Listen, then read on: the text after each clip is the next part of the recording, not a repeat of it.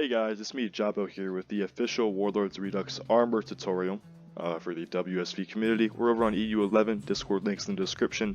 This is a great guide for all the new players to armor and any new veteran, or sorry, not any new, but just any veteran players who want to get some new experience and learn some basics of armored combat. Let's jump right into it. So first we have his basic armored combat. You want to stay alert at all times. You are a very high priority target for the enemy team, and taking you out is like finding the gold mines worth of armored targets, so to speak. Stay alert and make sure to look around you for any suspicious activity, and make sure to communicate with your team anything you see and investigate any sort of suspicious activity or whatever you can find that might harm you or destroy your tank. Watch your surroundings, that goes into that too. Now, surroundings are very complex in Arma 3. There's buildings, there's rocks, there's hills, there's windmills. There's a lot of terrain and a lot of objects you can look out for. Making sure to prioritize things like infantry, vehicles, or some sort of weird moving air object you think is a plane will really help save you in a lot of sticky situations and will keep you alive a lot longer, or even for the entire match as an armor player.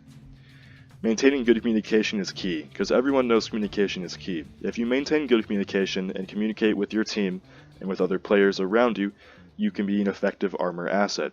A quiet armor asset, even if you don't have a microphone, is not an armor asset. It is a moving piece of metal that just looks and points and shoots at things. It has no point without communication. Because you are the main ground fighting force, and there's nothing else to stop anyone bringing in a vehicle and shooting friendly infantry except for you. Check your ammo. I can't stress this enough. It might not seem like a big worry, but it is quite common for players to run out of ammo. Usually you have 24 rounds of APF SDS, which is your AT rounds, and about 10 rounds of HE, which is really all you need. Make sure to check them, because if you run out, you are useless. You need to rearm as quickly as possible, and make sure there's a rearm truck around you at all times. Another thing, keep moving. You are a high priority asset. As I said, if you keep moving, you will live about 10 times longer. And you might just get lucky, a missile might hit a building, your APS might be better than it usually is, and it might take out a missile that might have been heading straight for your commander hatch or straight for your engine. It's just really beneficial to keep moving, and I highly recommend it. Let's go ahead and go on to Camouflage. All this is a very diverse terrain, so to speak. It has forests, it has deserts, it has pine forests, it has rocky areas, salt flats, you name it, it has it. Really, when you're in a tank, for either faction, you want to stay in forested or congested areas. Look for a sand plus green mix, like you're looking for trees, green brush, tall grass, and that sand color you see in the picture in the background. I have a cool little phrase for it: sand and green make a team. Because with sand and green, for both factions, you will blend in quite well, and you'll be hidden from any enemies, and you'll be able to do concealed shots much better. Turn off your engine. I can't stress this enough. IR missiles are the biggest threat, one of the biggest threats, if not the biggest threat, for armored vehicles. If you turn off your engine, not only do you make yourself quieter so enemy players can't hear you when they walk by you or drive by you, but you also reduce your IR signature, meaning that IR sensors on aircraft, cars, tanks, you name it, can't really detect you well, and it makes you more hidden on thermals. So it's just always beneficial to go ahead and do that, save your fuel. It shouldn't affect any of your gunning or whatever. Listen for any suspicious noise. Now, most people don't listen for this, or listen at all, really. So what you need to do is, you're an armor player, take your earplugs out. Unless you're shooting and it's super loud, take your earplugs out. If you hear any footsteps, hear any vehicles, because you can hear them in Arma, they did good sound design with that, you'll be able to tell there's an enemy near you, and you can take them out quite swiftly. Constantly check your surroundings. This goes into basic combat too. While you're camouflaged, while you may not be able to be seen by other players might not be able to see you, and you probably can't see them. There could be a player lurking behind you, waiting for you to move so he can shoot you without blowing up. You just don't know. So protect your surroundings, be aware, listen, and make sure you're looking for those green and sand mixed areas. So Sun Tzu, my favorite teacher, once said, "Opportunity strikes when it is least expected." You can see his cool little portrait up there. I'm going to go ahead and go over a basic overlay of what you'll see when you are attacking a target from a concealed position, or really any position. So first of all is your zoom mode. This is the near FOV for this one, which is your near field of view. This is your zoomed in mode. It'll say WFOV, or wide field of view, when you're zoomed out. The turret heading is your current heading based on the turret. You can see a data link sensor in the bottom right as well. It just tells you where your turret's looking, so you can tell friendlies, hey, there's a contact at this heading, and you can look. DTV is the view mode. There's 3 view modes in Arma. There's DTV, there's NVG, and there's TI. NVG being night vision, and TI being thermal imaging, whether it be black and white or orange or I think, yep, orange or yellow hot. Data link, which is going to be on your right side panel depending on where you have it. I have mine on the right side panel, only for certain vehicles like the Rhino or T140K. This will help you spot targets as well as look for any friendly vehicles nearby you. The turret positions on the bottom, one is for your commander, one is for your current turret. The big line, as you can see on this tank, the Rhino MGS, is for the current gun, and the small line, the center of the circle, is for the commander. So if your commander tells you to turn to something, turn to where that commander is looking. It'll also show it on your screen. Now let's get to the most important part, the FCS. The FCS is your fire control system. All vehicles, such as like tanks and such, except for any technicals, are equipped with an FCS. In FCS, when you press T, you laser range find something, it'll get you the solution for firing, and it'll automatically lock onto it. Now it's important to know the range and the speed of your target, because you might have to manually reset it if your target changes direction or speed quite frequently. Normally it tries to predict it, but it's FCS, it can't predict everything. Now let's go ahead and go straight into the box of death. Now the box of death is on most vehicles. It is a small little box in the center of your screen where your reticle is. When you aim for a tank, you want to typically put the center of mass right inside that box of death, no matter what kind of tank it is. It can be a slammer, it can be an Angara, whatever it is. Aim for that box of death. It will save you, and it will most likely score a couple critical hits. If not, aim for the turret. But as I said, try to keep that box of death in the center of mass of the tank, the biggest part. Alright, movement. Maintain a constant speed. When you are moving in a mobile vehicle, like this Rhino MGS up, shown in this, you want to keep moving constantly, because movement is your best friend when you're in an armored vehicle. As I said before, movement protects you from missiles, it protects you from incoming projectiles, and it makes you a harder target to hit as people have to keep guessing where you're going to go.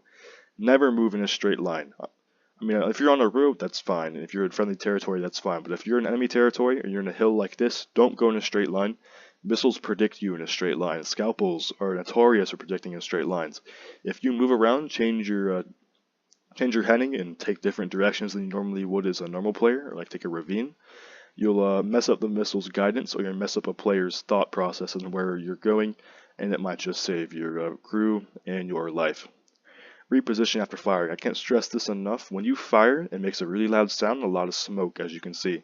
If you reposition after firing, you'll leave the enemy confused as to where you went, and they'll have to spend more time searching for you than they will actually being able to take you out or hurt you in any way. Stay close to friendly areas. Now I do want to say don't lone wolf, because lone wolfing is one way to die.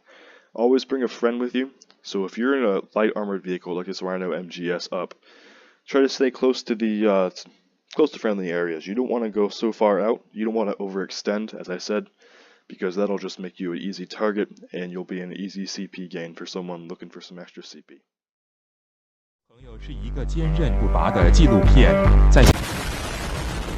Defense is critical for any form of armored combat. Here I've gone ahead and listed some of the highest worry, lowest worry missiles and or threats that you will see in a tank that can either make your day or ruin your day depending on if they hit and if your APS intercepts. Notice the asterisk, it says APS cannot effectively destroy. I've listed these missiles which in my experience and others' experiences cannot be effectively destroyed by APS in addition to being defined by the code. So first of all, the dedicated ATGMs, the Charur for CSAT and the Macer for both AAF and for NATO, are both super deadly ATGMs that work off IR guidance, as you can see, and APS cannot effectively destroy them because they are too big and carry too much mass to be destroyed. Guided bombs. Guided bombs are used by all factions. They can be 1,000, 2,000 pounds or 500 pound unguided bombs, or are technically still guided, don't worry about that. They can utilize, especially for the SDB, IR, radar, or laser guidance, depending on what they are. And APS cannot effectively destroy any of them. They are too big and carry too much mass.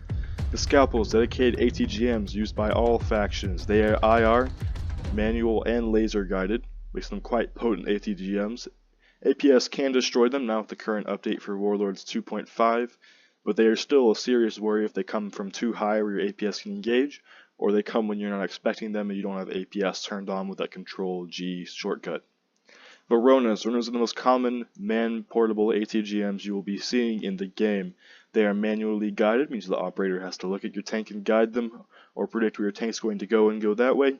They have the distinctive spinning white flare behind them. They're easy to see from a distance, especially at night or with your thermals, but they are quite deadly as the APS has quite a hard time destroying them, and they can easily one-shot pretty much any tank in the game besides the T140K and maybe the Slammer up, depending on where it hits. The Titan is the second most common AT you'll see. It is used primarily by Blue 4, but CSAT does use it as well. It uses IR and manual guidance, meaning it can lock on, and if it locks on, you'll hear the warning in the cockpit. And manual guidance, meaning the operator can guide it. It is IR guided from that way as well. APS can intercept it. It is quite easy to intercept, but if it hits, especially in top attack mode, it is quite deadly. The daggers are IR and laser guided. They usually are found on aircraft like the Blackfoot and the Orca. They can be shot from quite long distances, and while they may not be super powerful rockets, they do have a kinetic submunition in addition to their high explosive warhead, which can deal serious damage to your gun and or commander turrets if you're in a heavy vehicle, and to your entire vehicle and your hull if you're in a lighter vehicle like a Rhino or a Merid. Now PCML is IR guided, but the RPG-42 and the MAWs are not IR guided. They have no guidance. They're predicted by the operator. They have scopes. They are usually one of your least worries, as they are quite easy to intercept by the APS as well. And if you keep moving, they should give the operator a hard time, but they are great ambush weapons, so keep an eye out for that. AP rockets are your least worry. They cannot be effectively intercepted by APS, but they are still quite deadly if they hit you from the top, but anywhere from the sides you should not worry about them, and they are not guided. Dazzler vehicles are good protection from incoming munitions. We do have Dazzlers and 2.5 Warlords. They are the Tempest device trucks and potentially the Hemet cargo truck, which we'll change that to in Blue 4 maybe in a bit. But besides that, it should be both Tempest devices. Bring those with you. Those will prevent all the guided munitions from coming at you, including the Verona. And it'll make your life a lot easier and save you from quite a couple fatal experiences. Did it become so dark? Alright, this is Defense Continued. I've gone and listed the deadliest and weakest AT platforms you will see on Warlords Redux. First, we've got jet aircraft. That includes the Black Wasp, the Shikra, the Nephrodon, and the Wipeout. These are the attack and or combat aircraft you will see. They can carry lots of weapons, ATGMs, bombs, you name it, they pretty much can all carry it. And they are by far the deadliest platform. They can engage you from way far out of your view distance, and they are quite potent attack aircraft. The Mi-48 Cashman is probably one of the most infamous helicopters in all of Arma 3. It is a tandem rotor large CSAT transport / gunship helicopter. It does have dedicated AT pylons. If you see in that screenshot in the background, it can carry a maximum of 16 scalpels, which are quite potent ATGMs as well. And it can carry numerous other pylons such as Shriekers and or dedicated Sharur ATGMs, which are also quite deadly for AT. In addition, it has a ground radar. If you have a Rhino or a T140K, you will see this ground radar if it has it turned on, but past that, it can detect you much easier than you can detect it. The AH-99 Blackfoot is also another iconic helicopter from Arma. It is a stealth Blue 4 helicopter. It has a reduced IR signature, meaning if your commander sees it on thermal, so have a hard time locking onto it or getting a read on it, as it does have a quite reduced IR signature, as I said, in addition to a reduced radar signature. It has a ground radar, same as the Cashman, so it can pick up ground targets very easy, and is extremely quick and maneuverable. Since it has a small profile and small IR signature, it can pop up behind a hill and quickly duck behind it after firing a scalpel or dagger missiles, and it's quite potent in that tactic. UCAVs. UCAVs are almost as deadly as jet aircraft and the helicopters, except for the fact that they can only carry a limited amount of munitions. The most munitions carried by a drone in the game is the Greyhawk and the Burak. Not the Burak. It's one of the drones for CSAT. They can carry a maximum of 6 scalpels, but they are also quite loud and they're quite obvious in the sky. They are slow. In addition to this, besides that, they have IR and radar sensors, and they are quite hard to see. They can go up to about 5 kilometers and still engage you from there, so they are quite deadly as well. The Quillen and Prowler are both light assault vehicles, basically cars from both factions, the Quillen being CSAT and Prowler being Blue 4. They are small, maneuverable, and expendable. People can use AT from the gunner seats on either vehicles, in addition to them having their own dedicated AT variants with the Verona and the Titan respectively. So that's quite deadly. Artillery, now you don't see this too much in Warlords, but it is still quite a worry. Artillery does usually have access to IR and laser guided shells, meaning IR, it can drop it on your rough location if you have your engine on. We talked about having your engine off. It will send a rocket down on top of you and instantly destroy you. Laser guide means someone or a drone is laser guiding you, or has a laser marked on you, and the shell will hit where you are and pretty much disable your entire tank. Other tanks are quite deadly as well. They have APFS-DS for all tanks, which is a dedicated anti-tank round, armor-piercing, pin-stabilized, discarding Sabo. And most of the tanks do have data link, so that's quite deadly as well. Friendlies can point out targets for them, so please try to go back to those combat rules and stay away from other tanks. Other ground vehicles like maybe a couple Striders and some light vehicles do have access to ATGMs and or APFSDS, like the BTRK counts in that category. It has ATGMs, so watch out for that as well. And boats are your weakest AT platform, but if you are near the coastline, I mean really, AT can be fired from those boats and it is quite a nuisance. Friendly should report all of these sightings to you. They are a top priority and they're the deadliest to tanks. But try to keep a low profile by not constantly engaging, meaning if you see a helicopter, do not immediately engage. That will either alert its sensors or the pilot to where you're being shot from, or it'll go ahead and alert the gunner and he'll go ahead and turn his weapons on you and let them free. It is not fun.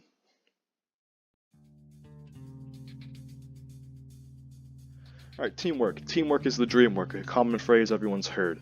You need to communicate everything you see with your teammates. While it may not seem necessary, it's obviously quite helpful, as now your teammates have a situational awareness of what's going on around you, and they can act upon it.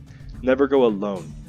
Now, if you go by yourself, lone wolfing, that's just asking for trouble. Bring a friend with you, even if it's not a Dazzler truck. Bring another tank with you, or just some other person in the vehicle supporting you, because odds are they can see things you can't. Keep an eye out for contacts, stay vigilant, look out for other contacts. Your friendlies might report a contact for you, and it's going to be your responsibility to engage it since you are the tank, you are the main ground force, you are the big guy. Check the map for the enemy's last known position. Now friendlies usually will do the tactical ping Shift T on the enemy's last known position. You'll see it on your screen, but you cannot see it on map in Warlords. Look for that. They'll probably try to update you on its location, and they'll put markers on it as well, so they can find it themselves and so that you can find it. So always be aware of that. It ties back into communication as well. Always support your friendlies. When you are in a tank, I know it's hard to believe this, but you are not a one-man team. You do not work for yourself. You work for the benefit of the team. You are a collective. You exist to better the ground match and support your teammates from getting eliminated by any other armor or any other ground targets. So always support your friendlies, because you are the ground force. Alright soldiers, with that, I'm going to go ahead and leave you. Good luck out there. Make sure to join us on the Discord link in the description for Warsim Vets. You can see us over on EU11, the official Bohemia servers. And I want to go ahead and thank you for watching this video, and have a great time.